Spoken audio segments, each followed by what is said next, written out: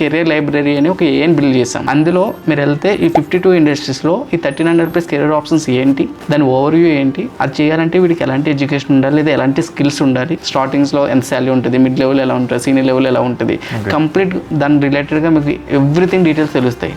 So that ఇప్పుడు మీ అబ్బాయి మీ దగ్గరకు వచ్చి నాన్న నాకు ఇప్పుడు ఇది ఇంట్రెస్ట్ అని చెప్తే అందరూ బీటెక్ చేస్తున్నారు నువ్వు బీటెకే చెయ్యి, ఇవన్నీ ఎందుకు అన్నకుండా ఫస్ట్ మన కెరీర్ లైబ్రరీలోకి వెళ్ళి తను ఏం అవ్వాలనుకుంటున్నాడు, మార్కెటింగ్ మేనేజర్ అవ్వాలనుకుంటున్నాడు లేదంటే బ్రాండ్ మేనేజర్ అవ్వాలనుకుంటున్నాడు, క్లిక్ చేస్తే ఒక బ్రాండ్ మేనేజర్ లో కూడా ఇంత ప్యాకేజెస్ ఇచ్చే కంపెనీస్ కూడా ఉన్నాయి, ఇంత ప్యాకేజ్ కూడా వస్తుంది అనేది అర్థమవుతుంది. చాలా మంది ఐటీలోనే హైపేడ్ శాలరీస్ వస్తాయి అనుకుంటారు. నాన్ ఐటీ రోల్స్ లో కూడా చాలా హైపేడ్ శాలరీస్ అనేవి వచ్చే ఉంటాయి. తన స్కిల్ సెట్ తెలుసుకొని దాంట్లో ఇంప్రూవ్ చేసుకుంటూ ముందుకెళ్తాయి కనుక. సో అవన్నీ కూడా మనకి సైకోమెట్రిక్ టెస్ట్లో తన స్కిల్ సెట్ ఏంటి తెలుస్తుంది, వాటి ఇంట్రెస్ట్ ఏంటో తెలుస్తుంది. ఆ రెండు తెలిసినప్పుడు నువ్వు దాని రిలేటెడ్గా పేరెంట్స్ సపోర్ట్ చేయగలిగితే మాత్రం సక్సెస్ రేట్ ఎక్కువ ఉంటుంది.